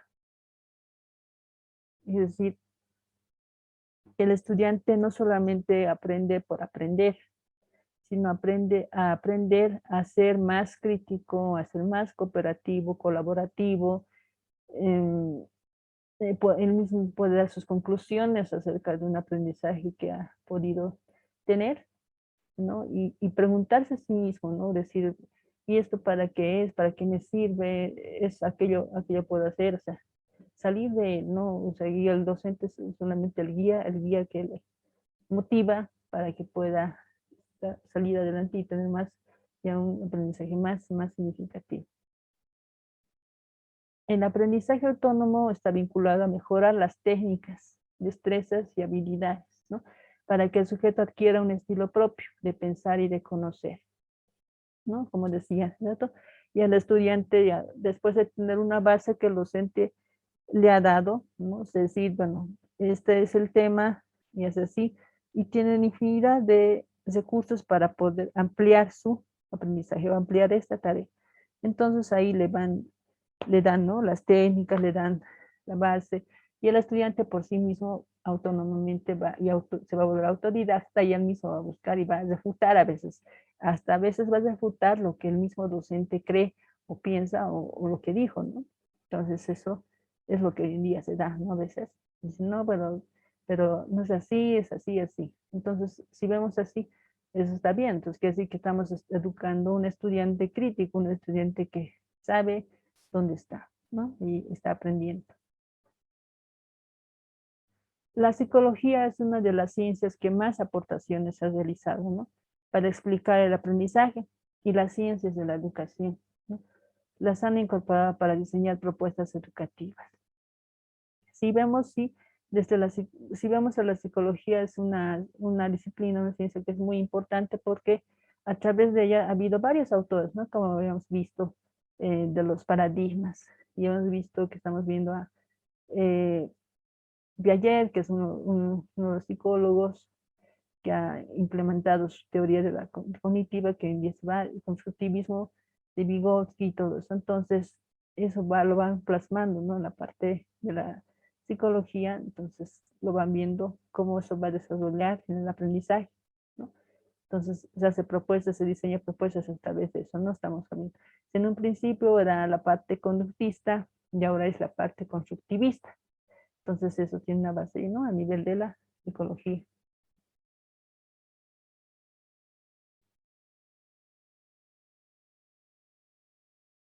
¿No? Los enfoques educativos centrados en el aprendizaje, ¿no?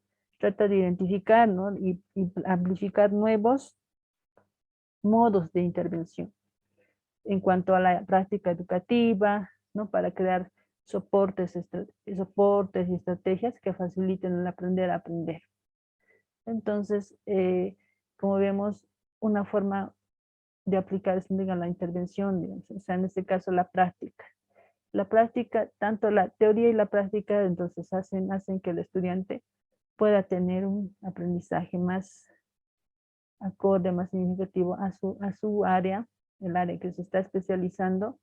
Y vemos, ¿no? Que ya el estudiante ya no aprende por aprender, sino aprende a aprender, ¿no? Que antes era así, que solo era, aprendía a ir a la escuela, bueno, sí, tengo que ir a la escuela porque, bueno, mis papás me han inscrito, algunas, ¿no? Me han inscrito, sí, tengo que ir, porque tengo que aprender a leer, o no tengo que aprender matemáticas por esto, ¿no? Incluso había eso de que en un tiempo hacia atrás, de que había discriminación, ¿no? Así, las mujeres que solamente iban hasta cierto grado de escolaridad y luego ya la casa era el lugar donde tiene que quedarse, ¿no?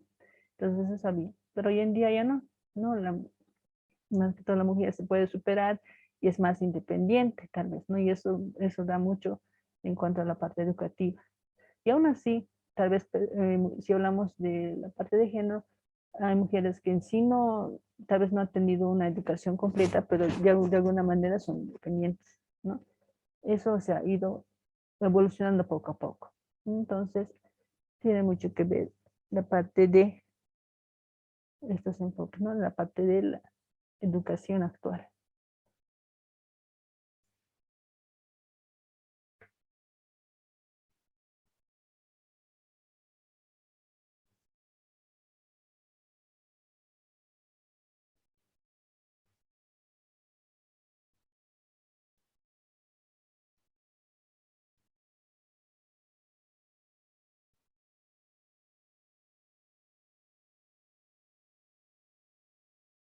¿No? Y hasta aquí sería el tema de hoy que que habíamos visto en un principio sobre la parte o fundamento del docente en la educación superior, fundamentos en la educación superior y los paradigmas centrados en el aprendizaje, ¿no?